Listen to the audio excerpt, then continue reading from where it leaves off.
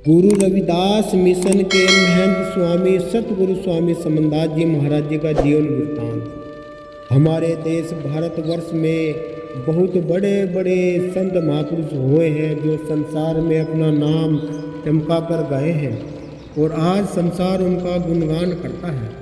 आज के समय में आपके बीच युग पुरुष जीती जागती एक तस्वीर जिनका नाम पूरे भारत में व संसार में प्रचलित हो गया है। उनका नाम संत शिरोमणि सतगुरु समनदास जी महाराज है। सतगुरु स्वामी समनदास जी महाराज का संसारिक जन्म सन 1922 ईस्वी भादो पूर्णिमा को ग्राम लाख जिला शामली उत्तर प्रदेश में हुआ था। इनका बचपन का नाम हुक्मचंद था। पिता का नाम श्री फूल सिंह व माता का नाम लक्ष्मी था।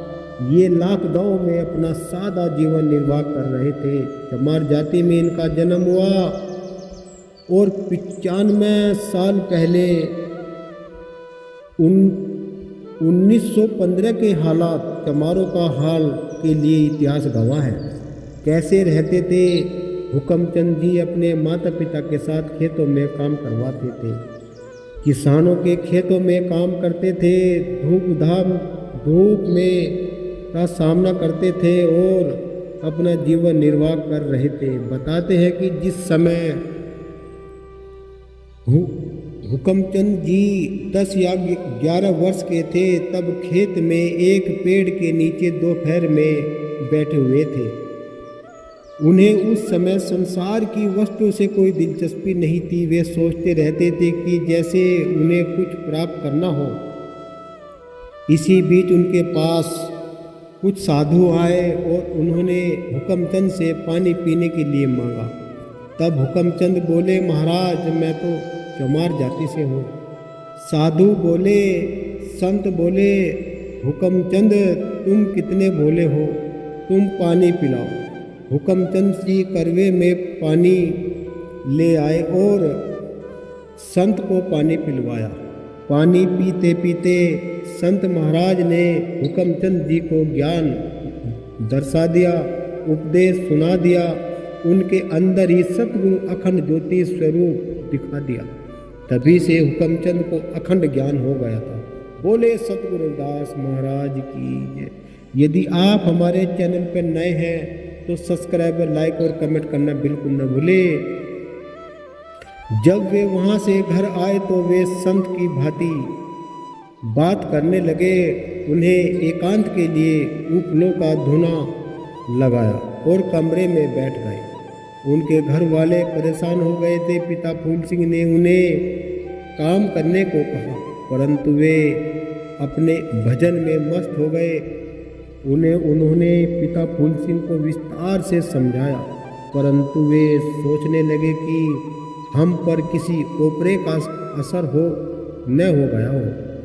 उन्होंने एक साइने को बुलाया। उस साइने ने एक झाड़ू मंगवाई। पिता फूल सिंह ने साइने को झाड़ू लाकर दे दी। वहाँ बहुत भीड़ लोगों, बच्चों व औरतों की लंबी लाइन लग गई और बहुत से डर के मारे घर में किवाड़ देकर छिपे हुए थे। कभी हुक्मचंद का ओपरा हम पर हमला न कर दे। साइने भगत ने झाड़ू को जब उठाना चाहा तो उस झाड़ू नहीं उठा पाए बल्कि उसका हाथ ही चिपक गया, मानो लोहे से चुंबक चिपक गई हो। दो आदमियों ने उनके हाथ छुड़वाने की कोशिश करी परंतु उसका हाथ नहीं छूटा। साइना भगत बहुत परेशान हो गया था। वह अपनी सयानत से भी हाथ धो बैठा था।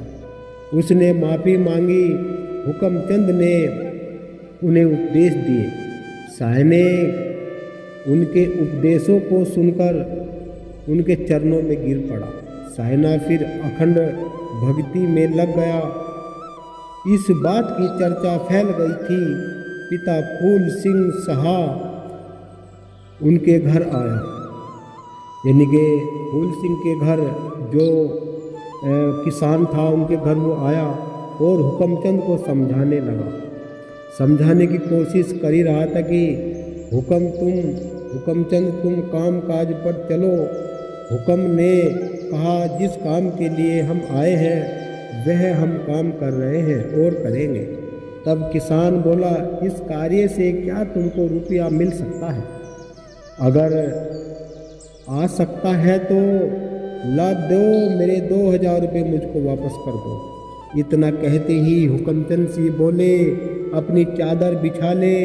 तब किसान ने अपनी चादर बिछा दी। चादर पर हुकमचंद ने दहकते हुए अंगारों में से निकाल निकाल कर रुपयों का ढेर लगा दिया। तब किसान देखकर हैरान रह गया, मानो वह परमात्मा के दर्शन कर रहा था। इसी तरह से वह हुकमचंद के चरणों में गिर पड़ा और माफ़ी मांगने लगा। उसने सब रुपया वहीं छोड़ दिया और अपनी जेब से वहाँ कुछ रुपये रखकर अपने को धन्य समझने लगा। तब हुकमचंद जी ने सारा रुपया फिर वहीं रख दिया। इस बात की चर्चा पूरे लाख गांव में फैल गई थी। पड़ोसी गांव में भी शोर फैल गया था। जिनके खेत में काम करते थे वे जाट भी उनके घर आए। वे भी चमत्कार देखने के बड़े ही उत्सुक थे। हुकमचंद जी से बार बार कहते भला ऐसा क्या हो सकता है? वे बोले अगर ऐसा न होता तो पूरे गांव में शोर क्यों होता? वे बड़े चाव से कहने लगे। तब श्री हुकमचंद जी ने कहा सुनो पिता फूल सिंह के मकान में आंगन में कहीं भी खोद लो वहीं धन मिलेगा। उन पर क्रोध होकर उनके भाई ने फावड़ा उठाया और खोदने लगा। 2 फावड़ों के बाद ही एक घड़ा दिखाई दिया। उस घड़े से चमक निकल रही थी। इस दृश्य को देखकर सभी हुकमचंद जी को उनके चरणों में गिर पड़े और सो ही अपने घर लौट गए। इस बात को सुनकर एक अंधा जाट आया और कहने लगा अरे फूल सिंह तू बड़ा चमत्कार दिखा रहा है। तेरा लड़का तो बहुत बड़ा साधु हो गया। हम तो जब जाने मैं अंधा हूँ, मेरी आँख ठीक कर दे। हुकमचंद बोले परमात्मा नहीं हूँ, मैं तो उनका दास हूँ। वह जाट बोला दास ही सही, हम रविदास समझेंगे तुझे। वह अभिमान से बोला। तब हुकमचंद सिंह ने उनकी आंखों पर हाथ फेर दिया। उसे सब कुछ दिखने लगा और हुकमचंद ने कहा देखो अगर तुमने कहा कि चमार के ने ठीक की है तो वह फिर ऐसी ही हालत हो जाएगी, फिर तू अंधा हो जाएगा। उनकी बात सुनकर वह ठीक उसी प्रकार घर से आ रहा था। लोग रास्ते में पूछने लगे अरे तू अंधा था, ऐसे चल रहा है जैसे कि तुझको दिख रहा हो। वह बोला मुझे सब कुछ दिख रहा है। वे पूछने लगे ऐसा कैसे हुआ? बहुत कोशिश के बाद यही उसके मुंह से निकल गया कि चमार के ने ठीक करी है। कह दिया तभी वह फिर अंधा हो गया। फिर वह भी आया। हुकमचंद ने कहा मैंने पहले ही बता दिया था, अब नहीं हो सकता। एक दिन वह एक लड़की को ओपरा हो गया। वहाँ हुकमचंद को बुलाकर ले गए। वह लड़की हुकमचंद से बोली जब मुझे बुलाई गई थी अपने इस्तेमाल क्यों नहीं की? हुकमचंद बोले जहाँ हमारी इच्छा होगी वहीं रहना होगा। इतनी बात सुनकर वह माफ़ी मांगने लगी और बोली महाराज मुझे अपने पास स्थान दे दो जिसे मैं आपकी सेवा कर सकूं। तब हुकमचंद बोले सदा हमारे चरणों में रहेगी। वह बोली मैं धन्य हो गई महाराज, मुझे यही चाहिए था। वह लड़की उनके चरणों में गिर पड़ी। जब वह उठी बिल्कुल ठीक थी। हुकमचंद ने जो घड़ा निकालकर दिखाया था वह लक्ष्मी उस लड़की के द्वारा हुकमचंद जी से वार्तालाप करने के लिए आई थी। इस बात को देखकर पिता फूल सिंह ने कहा हुकमचंद अब तुम्हारा हमारे बीच रहना ठीक नहीं है। तुम हमारे ही नहीं, अब तुम सारे संसार के हो।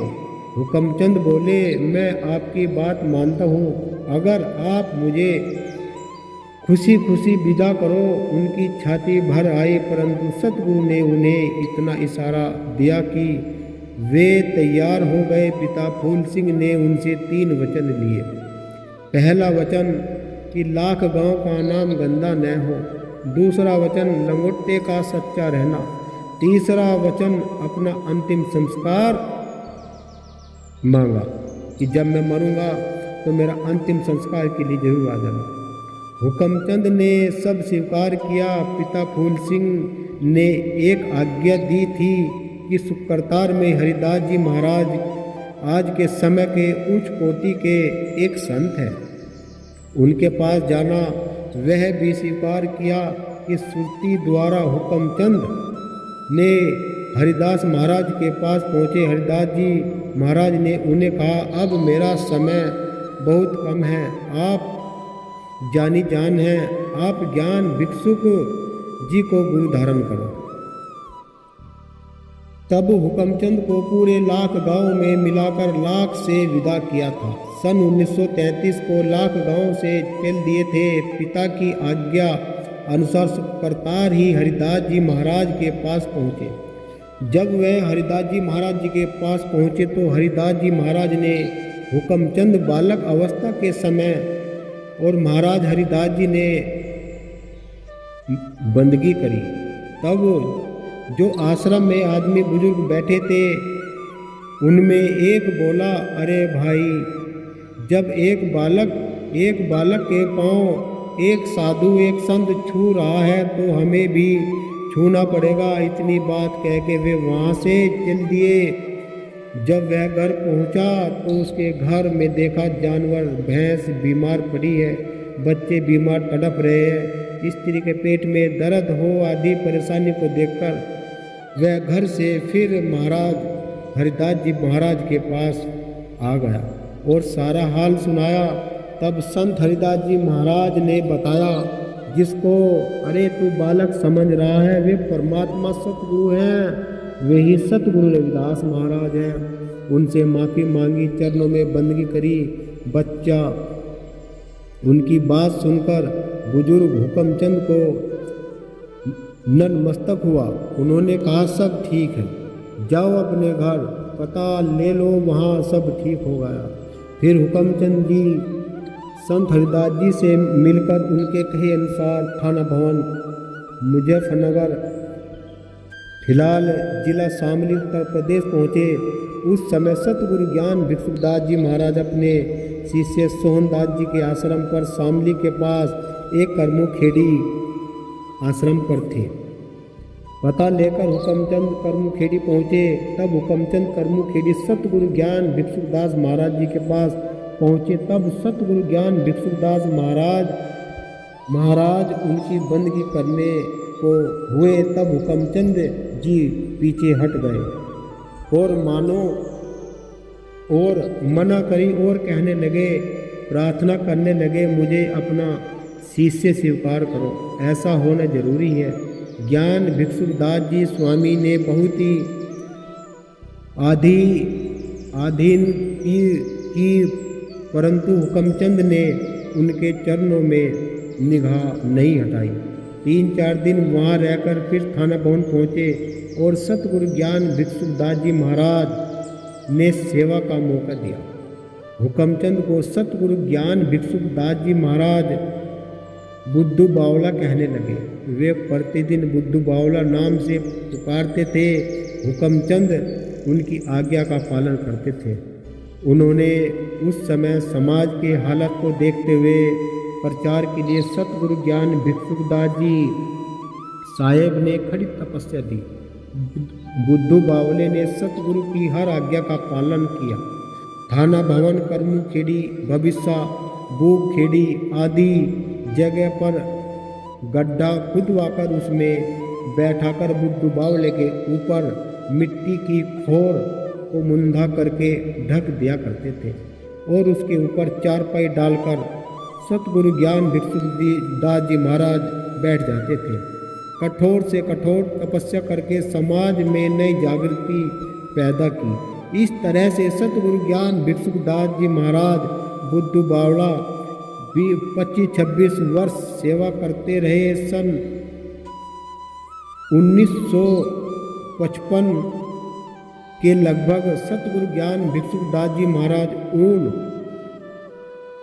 जो फिलहाल शामली उत्तर प्रदेश में पहुँचे, सुरती ज्ञान द्वारा सतगुरु ज्ञान भिक्षुक दास जी ने बुद्धू बावले को अपने पास बुलाया। बुलाने के बाद जब बुद्धू बावले ने सतगुरु के पास पहुँचे तो स्वामी ज्ञान भिक्षुक दास जी अपना शरीर पूरा कर चले थे। बुद्धू बावला पूर्ण संत थे। शिष्य होने के नाते वे अपना पूरा कर्तव्य कर रहे थे। तब उन्होंने अपना शरीर छोड़कर सतगुरु ज्ञान भिक्षुक दास महाराज के साथ चल देते थे। फिर सतगुरु को वापस आना पड़ता था। ऐसा काफ़ी समय बीत गया। आश्रम पर बैठे आदमी बहुत परेशानी व्यतीत करने लगे। तब वे एक अंधी लड़की को लाए और बचपन से ही अंधी थी, उसे आश्रम में लाए। वे बोले, तुम दोनों गुरु शिष्य ने क्या तमाशा कर रखा है, हम तब जाने अगर आप इस लड़की की आंखों की रोशनी दे दो। सतगुरु ज्ञान भिक्षुक दास जी महाराज ने बुद्धू बावले को आज्ञा दी, आदेश दिया कि बुद्धू बावले ने कहा, गुरुजी आप ही इसे ठीक करो, वरना मैं इसी कार्य में लगा रहूँगा। जिस कार्य के लिए आए हैं वो कैसे करूँगा। तब सतगुरु ज्ञान भिक्षुक दास जी महाराज ने उस लड़की की आंखों की रोशनी दी। तब वहाँ जय जयकार हो गया और सतगुरु ज्ञान भिक्षुक दास महाराज ने अपने शिष्य बुद्धू बावले को शिष्य स्वीकार किया और कहने लगे, बुद्धू बावले अब तुम समझदार हो गए हो और जो एक शिष्य को मांगना चाहिए वह आपने दूसरी बार मांगा है। बुद्धू बावला बोला, गुरुजी मैंने आपको अपनी यह प्रार्थना की है कि परंतु आप दूसरी बार कैसे बता रहे हो। तब सतगुरु ज्ञान भिक्षुक दास महाराज ने अखंड ज्योति का ज्ञान दर्शाया। बताया, बुद्धू बावले जो आपने मुझसे मांगा वह सतगुरु परमानंद सतगुरु शिरोमणि रविदास जी ने बचपन में मांगा था। जब उन्होंने 40 दिन व्रत किया था, माँ कर्मा का दूध नहीं पिया था, उस 40 दिन के बाद ये सब मांगा जो आपने आज लिया है। आज से तुम बुद्धू बावला नहीं हो, आज से तुम समन दास कहे जाओगे। तुम्हारा नाम आज से इस संसार में समन दास सतगुरु समन दास हो जाएगा। और आज्ञा दी कि आप समाधि खोदिए। तब सतगुरु स्वामी समनदास जी महाराज ने खोदी। तब सतगुरु ज्ञान भिक्षुक दास जी महाराज ने आसन लगाया और सारा कार्य सतगुरु समनदास जी महाराज को सौंपकर आज्ञा देकर शरीर पूरा किया। उनकी खोपड़ी फट गई थी। तब समाधि की चिनाई शुरू की गई थी। सतगुरु ज्ञान भिक्षुक दास जी के शरीर संसारी देह 108 वर्ष की आयु थी। उन्होंने सन 1960 को अपना शरीर पूरा किया था। 1960 को अपना पूरा शरीर किया था। सतगुरु ज्ञान भिक्षुक दास जी महाराज की स्मृति की चिरस्थायी रखने के लिए जिला शामली उत्तर प्रदेश ग्राम ऊन में रविदास मिशन की गद्दी की स्थापना की। प्रत्येक ज्येष्ठ की पूर्णिमा को सत्संग भंडारा होता है और होता रहेगा। सतगुरु स्वामी समनदास जी महाराज यहाँ से पूर्ण संसार में प्रचार कर रहे हैं और अपने सतगुरु ज्ञान भिक्षुक दास महाराज के स्वप्नों को साकार कर रहे हैं। जैसे अपने सतगुरु से ज्ञान लिया वही ज्ञान संसार में बांट रहे हैं। जो उनके बताए रास्ते पर चल रहे हैं वे धन्य हैं। अपने को सौभाग्यशाली समझते हैं, वे सौभाग्यशाली हैं। सतगुरु स्वामी समनदास शिष्य सतगुरु ज्ञान भिक्षुकदास जी महाराज के रविदास मिशन गद्दीऊन शामली उत्तर प्रदेश। और गुरु प्यारी साध संगत जी, ये आप जान लीजिएगा कि जो आज के वर्तमान समय में जो सतगुरु संत शिरोमणि सतगुरु समनदास महाराज जी की जो गुरु गद्दी है वो करतार में स्थित है, जहाँ हमारे सतगुरु का पंच भौतिक शरीर वहीं पर ही उसको समाधि दी गई थी। आज 9 तारीख है और 9 अगस्त को सतगुरु स्वामी समनदास महाराज ने अपना शरीर वो पूरा किया था और उनको 11 तारीख को उनको समाधि में बैठाया गया था।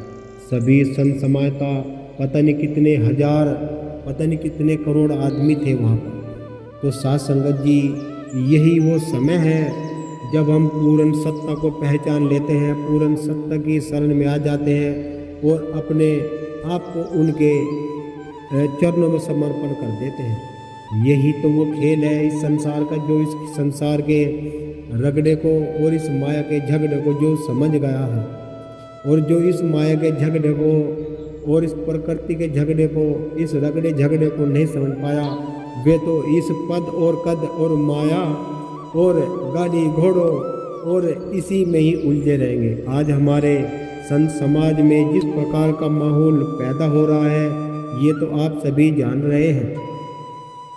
क्यों ऐसा हो रहा है? क्या सतगुरु समनदास जी महाराज ने इनको ज्ञान नहीं दिया? ज्ञान दिया है लेकिन इन्होंने ज्ञान नहीं लिया। ज्ञान लिया था अपने गुरु से, सतगुरु समनदास जी महाराज ने, जो उनको जाने नहीं दिया था, उनका शरीर उनको छोड़ने नहीं दिया था, वहीं रोक लिया था। ऐसे धन्य हैं, ऐसे शिष्य जो सतगुरु ज्ञान भिक्षुकदास जी महाराज द्वारा सतगुरु समनदास जी महाराज जी को जो उपदेश मिला। आज कोई क्या ऐसा कोई शिष्य है कि जो आज के युग में किसी अंधे को चांदना दिखा सकता है? क्या कोई ऐसा है कोई किसी मर्द को जिवा सकता है? क्या कोई ऐसा है कि किसी का आचरण शुद्ध कर सकता है? क्या कोई ऐसा है कि इस संसार में एक नई जागृति ला सकता है? नहीं है कोई इस संसार में। तो किसी चीज़ का है कि इस संसार में कोई ऐसा नहीं है। मेरे सतगुरु समनदास जी महाराज दुआ के जैसा कोई संसार में ना कोई है और ना कोई रहने वाला है। देखिए गुरु प्यारे साध संगत जी, बड़े दुख के साथ मैं नीरज दास मेरे गुरु मेहता दास जी महाराज, मेरे गुरु मेहता दास जी महाराज जी के जो गुरु हैं वे सतगुरु समनदास जी महाराज हैं। मुझे बड़ी विडम्बना से, बड़े दुख के साथ ये कहना पड़ रहा है कि आज के समय के जितने भी जो महात्मा हैं वो केवल अपने आश्रमों पर तो इस प्रकार से काबिज हो गए हैं और वो सतगुरु के प्रचार को फैलाना नहीं चाहते। क्यों फैलाना नहीं चाहते? ये तो उनसे आप लोगों को ही ये पूछना चाहिए, क्या उनको सतगुरु की शिक्षा नहीं लगी? और लगी तो वे प्रचार क्यों नहीं कर रहे हैं? यदि वे प्रचार किस चीज़ का कर रहे हैं, आप ये उनसे कहिएगा कि भाई यदि आप किसी अंधे की आँख को ठीक कर दे, और जैसे ये घर घर में से पूजा उठाते हैं, हमारे सतगुरु तो बता देते थे कि पूजा इतने रुपया तेरे घर में रखा है। क्या कोई आज महात्मा ये बता सकता है कि हमारे घर में कितनी पूजा रखी है, हमारे घर में कोई समस्या है तो वो कैसे ठीक हो सकती है? लेकिन नहीं, आप पैसे कमाइएगा और उनको दीजिएगा। जब आप उनको पैसे देते रहोगे, उनके पास गाड़ी घोड़े सभी ऐश्वर्य के सामान उनके पास आते रहेंगे। लेकिन क्या आप उनकी आदत नहीं बिगाड़ रहे हैं? देखिए साध संगत जी, मैं आपसे फिर एक बार आग्रह अपील करता हूँ, हमारे संत समाज में जो इस समय का माहौल है, यदि पैसा इतना है तो वो कभी ठीक नहीं होगा। आप पैसे कम देना बंद कर दीजिएगा, उनसे हमन भी बंद करवा लीजिएगा। एक युक्ति आपको हमन की हम ऐसी बता देने वाले हैं जिससे सतगुरु समनदास जी महाराज आपके घर में धन भंडार भरने वाले हैं। हमारा कॉन्टैक्ट नंबर हमेशा हमारे YouTube चैनल पर मिलता रहेगा आपको, और गुरु रविदास महाराज जी की, सतगुरु समनदास महाराज जी की वाणी से आप हमेशा लाभान्वित होते रहेंगे। साथ संगत जी, एक बार फिर मैं आपसे अनुरोध करता हूँ, इस मिशन को समझ लीजिएगा, सब संगत एक हो जाइएगा, और जहाँ भी जो पाखंडवाद है, जितना भी जो पाखंडवाद कर रहा है उसके खिलाफ आवाज़ उठाइएगा, निकलिए घर से। और जो पाखंडवाद फैला रहा है, पद और कद के लिए हमारे समाज को नुकसान दे रहा है, झूठ बोल रहे हैं और निंदा चुगली कर रहे हैं, ऐसे का हमें विरोध करना चाहिए। एक जयकारे के साथ वाणी को यही विराम देंगे। यदि आपको हमारे सतगुरु महाराज समनदास जी महाराज जी की आपको ये जीवन परिचय अच्छा लगा हो तो एक सतगुरु जय रविदास महाराज का, एक सतगुरु समनदास जी महाराज जी का इसमें एक कमेंट जरूर लिखना। यदि आप नहीं लिखोगे तो सतगुरु आप पे दया नहीं करने वाले। एक कमेंट, एक लाइक और एक वीडियो को एक शेयर जरूर कर देना, जिससे कि ये पूरे देश विदेश में, पूरे भारत में फैल जाए। आपको इस चीज़ का वास्ता है, आपको प्रचार में साथ देना पड़ेगा। ये सतगुरु का कारवा है, रुकना नहीं चाहिए। हम सब मिलकर सतगुरु का जयकारा बुलंद करेंगे। बोलिए संत शिरोमणि सतगुरु रविदास महाराज की जय, सतगुरु स्वामी ज्ञान भिक्षुदास जी महाराज की जय, संत शिरोमणि सतगुरु समनदास महाराज की जय, गुरु मेहता दास महाराज की जय, गुरु गद्दी सुपरताल की जय, गुरु गद्दी ऊन की जय, सभी अपने संत समाज की जय। बोलो साधु सतनाम सतगुरु।